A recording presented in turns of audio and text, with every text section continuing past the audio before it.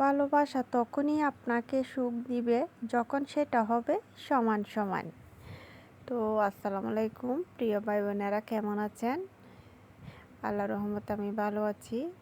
তো আমি দুইটা রেসিপি আজকে শেয়ার করব, তো সবাই দেখতে থাকুন। তো আমি এখানে ছোলা বাছতেছি।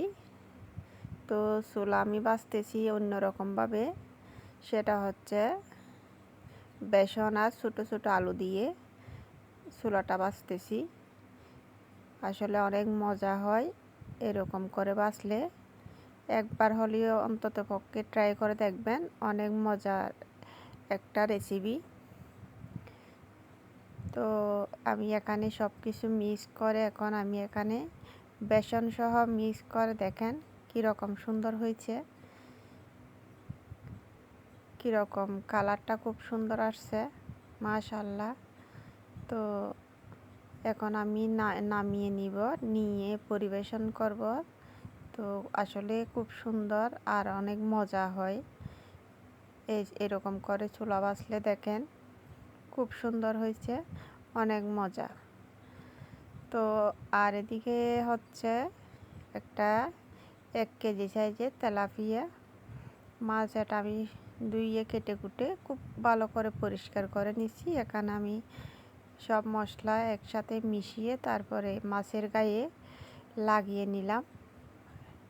এখন আমি কড়াইতে পরিমাণ মতো তেল দিয়ে নিলাম, আর এদিকে মাছটা দিয়ে দিলাম কড়াইয়ের মধ্যে। কড়াইয়ের চেয়ে মাছ একটু বড় হয়েছে, অনেক বড় সাইজের মাছটা। তো শেষ পর্যায়ে মাছের অবস্থা খুব বাজেভাবে হয়ে যায়। তো আমি উল্টানোর জন্য এখন আমি ঢাকনা খুলে দেখতেছি পজিশন কতটুকুতে আছে। তো উল্টিয়ে নিলাম, উল্টিয়ে নেওয়ার সময় দেখেন হালকা করে ভেঙে গেছে। তো ভেঙে যাওয়ার পরে আমি এখানে ওই যে টমেটো, কাঁচামরিচ, পেঁয়াজ, ধনিয়া পাতা সব কিছু দিয়ে মানে নরম করে নিতেছি তেলের মধ্যে। এই যে দেখেন লাস্ট পর্যায়ে মাছের মাথা, লেজ কোনো কিছু খুঁজে পাওয়া যাচ্ছে না। তো আমি এদিকে আবার ভাত নিয়ে নিলাম, গরম গরম ভাতের সাথে ভাজা মাছ, সাথে ছিল ডাল। তো মাছ ভাজা আর ডাল নিলাম, ট্রাই করে দেখতেছি।